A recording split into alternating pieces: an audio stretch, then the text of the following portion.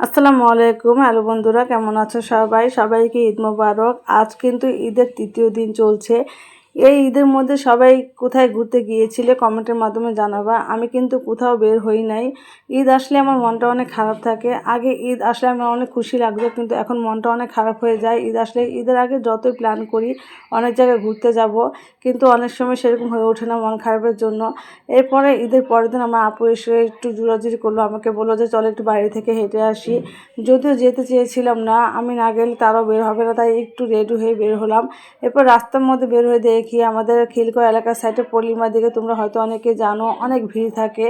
দেখলাম যে একটা টেবিলও খালি নেই, একটা ফুড কর্নারও খালি নেই, অনেক চিল্লাচিল্লি হই হুল্লোড়। তাই আমি একটু নিরিবিলিতে বসতে চেয়েছিলাম, আর নিরিবিলিতে বসার জন্য আমি চলে গেলাম খিলগাঁও তালতলা মার্কেটে। ওইখানে গিয়ে দেখি চিকেন তন্দুরি, কাবাব, লুচি অনেক কিছু বিক্রি করছে। আর ওইখানে গিয়ে দেখি একটা টেবিলও খালি ছিল না।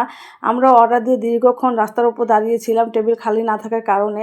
এরপর যাই হোক অনেক কষ্টে একটি টেবিল খালি পেয়েছি। সবাইকে দেখলাম যে খাবার অর্ডার দিয়েও আস্তে আস্তে খাচ্ছে আর গল্প করছে, অনেকে টেবিল ছাড়তে চাচ্ছিল না। আর এখানে উপরেও দেখেন, উপরে কিন্তু খাবার চলছে, সবাই খাবার দাবার খাচ্ছে। আমরা খাবার অপেক্ষা করতে করতে কিছু ভিডিও ক্লিপ নিয়ে নিলাম। রাতের আধারে গাছের ফাঁক দিয়ে আকাশটা দেখতে অনেক সুন্দর লাগছিল, আর গাছটাও কিন্তু অনেক ভালো লাগছিল আমার কাছে।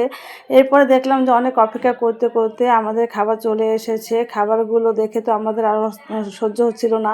অনেকক্ষণ খাবারের অপেক্ষা থেকে আমরা কিন্তু খাবার শুরু করে দিলাম। এরপরে এক পাকে মনে হলো যে কি খাবার খেলাম আপনাদের সাথে একটু ভিডিও ক্লিপ শেয়ার করি।